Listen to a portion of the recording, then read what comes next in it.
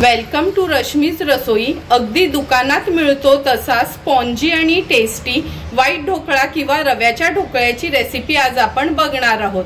अशाच वेगवेगळ्या रेसिपी बघण्यासाठी माझ्या चॅनलला तुम्ही लाईक, शेअर अँड सबस्क्राइब करा। रवा ढोकळा किंवा व्हाईट ढोकळा बनवण्यासाठी आपण 200 ग्राम हा जाडा रवा घेतलाय, 200 ग्राम दही, 200 ml पाणी, 2 टेबलस्पून तेल यूज करणार आहोत, चिमूटभर काळी मिरी पूड, चिमूटभर लाल मिरची पूड, चवीप्रमाणे मीठ वापरणार आहोत। नंतर ह्याच्या फोडणीसाठी आपण कढीपत्त्याची पानं, राई, हिरवी मिरची, एकच मिरची घेतली मी, अर्धा लिंबाचा रस काढून घेतलाय, पांढरे तीळ, 1 चमचा साखर आणि 1 इनोचं पॅकेट देखील आपण ह्या ढोकळ्यासाठी यूज करणार आहोत। गार्निशिंग साठी खवलेलं ओलं खोबरं, डाळिंबाचे दाणे आणि बारीक चिरलेली कोथिंबीर वापरणार आहोत। सर्वात आधी एका बोल मध्ये आपण हा रवा घेणार आहोत,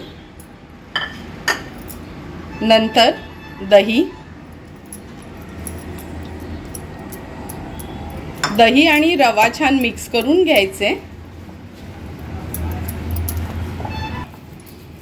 हे बघा, दही मध्ये रवा छान आपला मिक्स करून झालाय। आता आपण ह्यात थोडं थोडं करून पाणी ऍड करणार आहोत।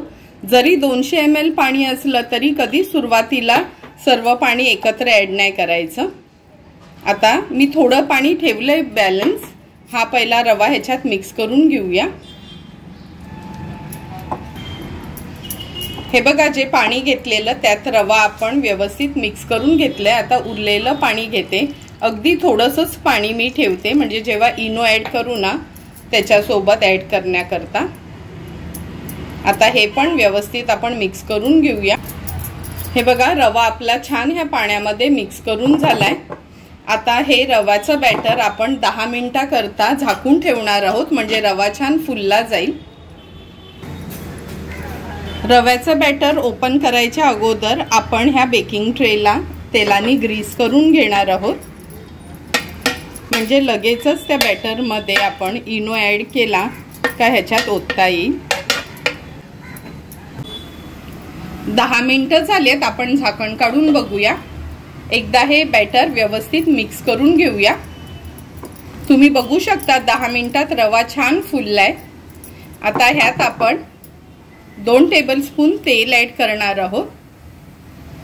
तेल ऍड केल्यानंतर पुन्हा हे मिक्सचर व्यवस्थित आपल्याला मिक्स करून घ्यायचे। तेल मिक्स करून झालं की चवीप्रमाणे मीठ ऍड करूया आणि व्यवस्थित हे बॅटर मिक्स करून घ्यायचे, म्हणजे मीठ एकजीव व्हायला हवं ह्या बॅटर मध्ये।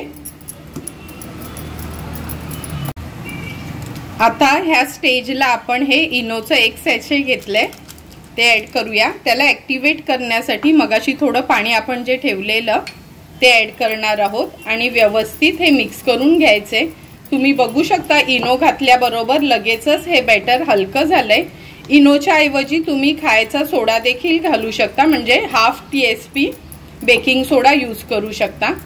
आता हे बॅटर आपलं रेडी झालंय। आता मी ट्रे मध्ये हे ओतून घेते। मिक्स करून घेतलं का लगेचच हे बॅटर आपण ह्या ट्रे मध्ये ओतून घेणार आहोत। हा थोडा मी टॅप करून घेते, म्हणजे व्यवस्थित तो पसरला जाईल। आता ह्याच्यावर आपण थोडी लाल मिरची पूड स्प्रिंकल करूया। ही मी काश्मीरी मिरची पावडरच यूज केली आहे।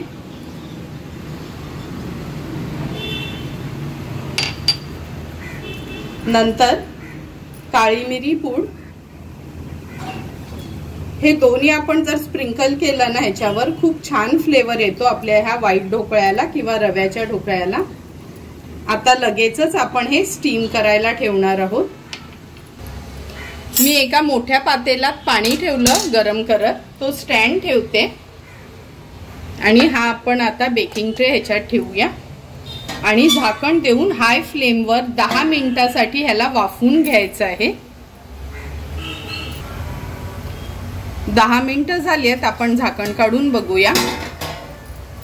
हे बघा, सुरी मी पोक करून बघते, अगदी क्लीन नाईफ निघाली, म्हणजे आपला ढोकळा व्यवस्थित वाफला गेलाय।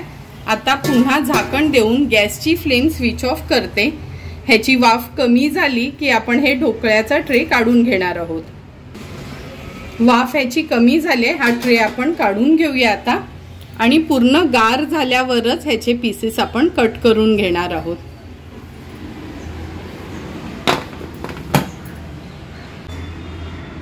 हे बघा, हात लावू शकतो असा हा ढोकळा गार झालाय। आता सर्व साइडनी ह्याला मोकळा करून घेते। नंतर आपल्याला हवेत तसे लहान मोठे पीसेस आपण करून घ्यायचे आहेत त्याचे।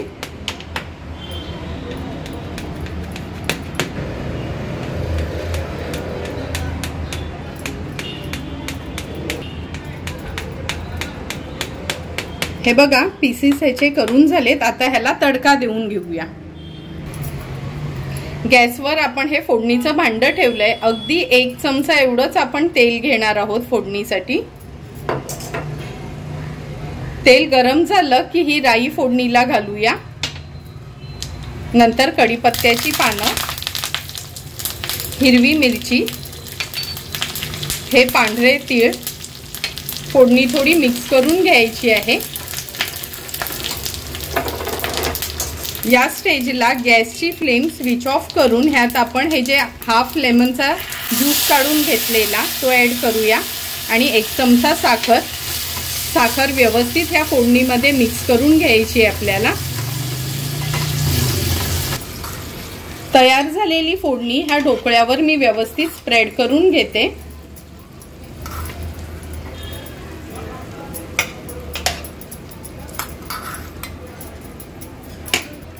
फोडणी स्प्रेड करून झाली की हे आपण डाळिंबाचे दाणे आहेत ते थोडे घालूया, कोथिंबीर